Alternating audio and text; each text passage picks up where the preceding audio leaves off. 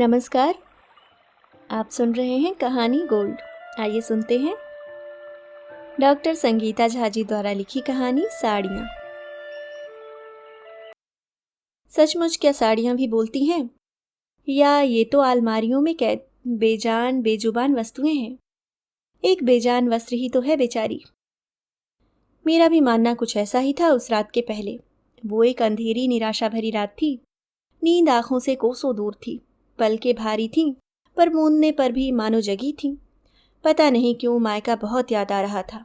याद आ रहे थे बचपन के बाबूजी, थकी थकी अम्मा, मुझ बदमाश पर बहुत प्यार करने वाला भाई और जान से भी ज्यादा चाहने वाले कजिन। अचानक बहुत जोर जोर की एक आवाज आई और मैं चौंक कर बैठ गई। पति खर्राटे भर रहे थे। उन्हें तो भूकंप भी नींद से नहीं उठा सकता था। मुझे लगा आवाज अलमारी जिसमें मेरी साड़ियां बंद थीं से आ रही है।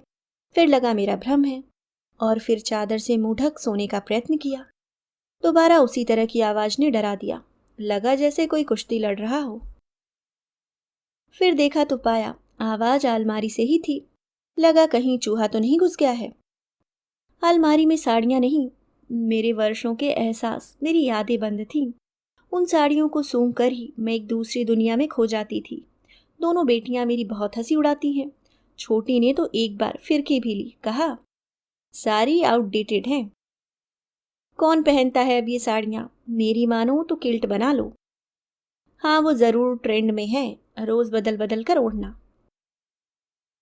पति हंसे। हे, मुझे भी बड़ा मजा आएगा रंग बिरंगी सिल्क की किल्ट में। आइडिया धांसू है। कॉटन की साड़ियों को एक के ऊपर एक सिल के सुंदर गूदड़ी जरूर बन जाएगी। ये सारी बातें मेरा खून ही सुखा देती हैं। साड़ियाँ मेरी हैं, मेरी मर्जी, जो चाहे जिस युग में पहनूं। बड़े आए हैं आउटडेटेड कहने वाले। सोचते सोचते कब नींद आ गई पता ही नहीं चला। अचानक जोर की एक आवाज आई। मैं उठकर बैठ गई। देखा तो मेरी अलमारी के दरवाजे जोर जोर से बज रहे थे। पति देव तो अभी भी खर्राटे ही भर रहे थे। मैंने अलमारी खोली तो पाया कि सचमुच साड़ियों के बीच भीषण युद्ध चल रहा था। बरसों पुरानी वाली बॉटल ग्रीन कलर की कांजीवरम साड़ी को of white with red border वाली स्टाइलिश साड़ी बड़े जोर से डांट रही थी। गेट आउट, छोड़ दो ये अलमारी, घिस गई है। सारी जगह तेल के दाग लग गए हैं। बूढ़ी अम्मा, मैंने मालकिन को भी बोलते सुना था कि अब जो इस साड़ी को ड्राई क्लीन के लिए भेजा तो टुकड़ों टुकड़ों में ही वापस आएगी। पता नहीं खुद क्यों ही नहीं फेंक देती।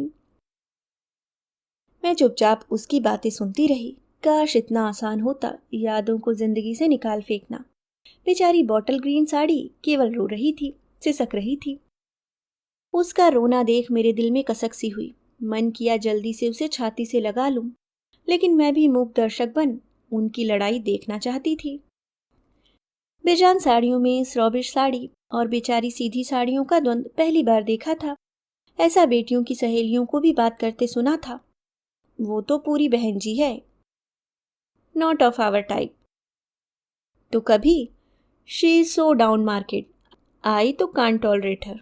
इस तरह की कितनी बातें। अब देखो साड़ियां भी कुछ इसी तरह बतिया रही थीं।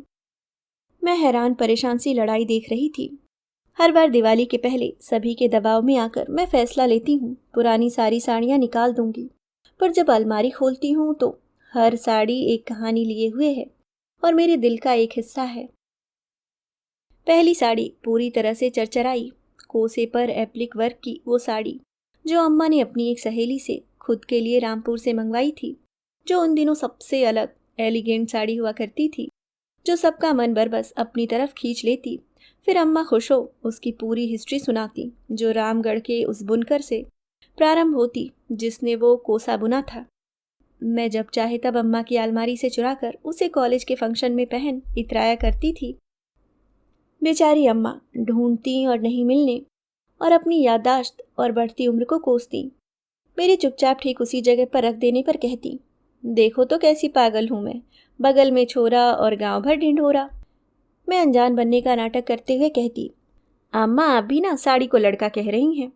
अम्मा कहती, पगली ये मुझे जान से प्यारी है, पर मैंने तो इसे पहना नहीं, फिर इतना कीचड़ फॉल की जगह क्यों लगा है, मैं भी ना। ऐसी न जाने कितनी साड़ियाँ जो अम्मा ने मेरे दहेज के लिए अपनी सहेलियों से मंगवाई थी। जो असम के मूंगा सिल्क से कर्नाटक के मैसूर सिल्क तक थी। अम्मा के इस दुनिया से जाने के बाद वो मेरे साथ अम्मा का एहसास थी। पहनूं या ना पहनूं, उन्हें छूने भर से लगता मानो अम्मा की खुशबू उसमें समा रही है। उसे भला मैं कैसे फेंक दूं? क्या आज की दुनिया में सबके एहसास मर गए हैं? दूसरी साड़ी एक जैपनीज जॉर्जेट सिल्क 4/4 की है, जो बेचारे बाबूजी मेरी पहली तीजा में नाप कर 5.5 मीटर की लाए थे। उन दिनों मेरे जैसी, उन दिनों की सो कॉल्ड स्टाइलिश लड़कियां लंबा पल्ला लेती थीं। इससे 5.5 मीटर की साड़ियां कम ही मिलती थीं। पूरे मार्केट ने उनकी हंसी उड़ाई थी कि मिश्रा जी किसके लिए साड़ी नाप कर ले रहे हो? मिश्राइन तो बेचारी बुढ़ा गई, कभी उनके लिए तो ऐसा बेचैन साड़ी खोजते नहीं देखा।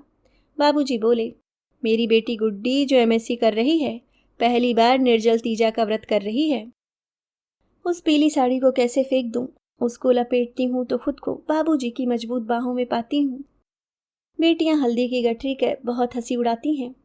ये बॉटल ग्रीन की कांजीवरम साड़ी भाई ने अपनी पहली तनख्वाह से खरीदी थी। उन दिनों में बड़ी नटखट, तेज, थोड़ी ज्वलनशील हुआ करती थी। भाई 2 साड़ियाँ लाया था, एक मेरे और एक अम्मा के लिए। एक थोड़ी नारंगी और बॉर्डर मरून थी और दूसरी बॉटल ग्रीन और सिल्वर कलर के बॉर्डर के साथ थी। पता नहीं वो ज़माना अलग था। और मैं पागल, मैंने प्राइस टैग देखा और ज़्यादा प्राइस वाली साड़ी छीन ली। बेचारी अम्मा कहती रही, गुड्डी तुम पर ये केसरिया रंग फबेगा। मैं चिल्लाई, भारत माता तुम ही रखो केसरिया। मैंने अपनी पसंद कर ली। भाई मुस्कुराया, चुप रहा। मैं शायद भाई को बहुत प्यारी थी, ऐसा मैं उन दिनों सोचती थी। पर बाद में पता चला वो तो मुझसे मेरी इन्हीं बाल सुलभ हरकतों की वजह से नफरत करता था। उसकी नज़र में मैं एक लालची, जिद्दी, चुगलखोर बहन थी। अम्मा से उनकी पसंद हथियाने को प्यार और हक की संज्ञा ना दे। बाद में भाई की पत्नी ने ताना दिया कि जो माँ की ना हो सकी वो। लेकिन चाहे जो भी हो, मेरा प्यार तो भाई से निशर्त था। हाँ, लेकिन उन दिनों मैं किसी से बांटना भी नहीं चाहती थी। अपने बचपन के हक लालच से हथियाई साड़ी मुझे जान से प्यारी थी। उसे भला मैं कैसे फेंकती?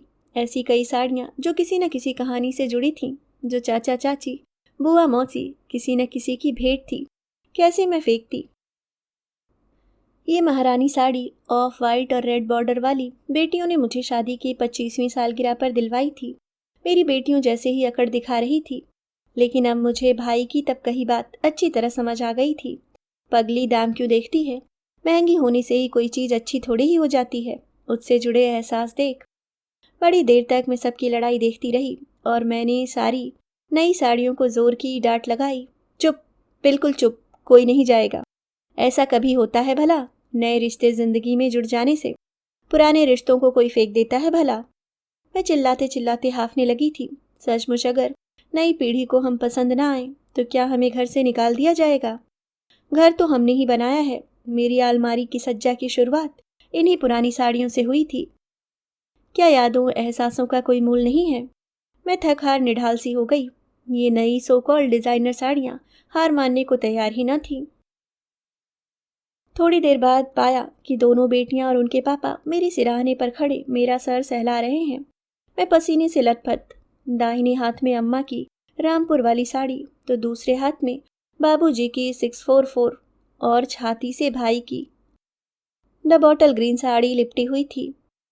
छोटी बेटी चिल्ला रही थी, ड्रामा क्वीन, नौटंकी, ये क्या हो जाता है आपको माँ? You need some psychological help. अब साड़ियों को लेकर ड्रामा। मेरे हाथों से पति और बड़ी बेटी और छाती से छोटी बेटी ने साड़ियों को हटाने की कोशिश की जो मुझसे जकड़ी हुई थीं।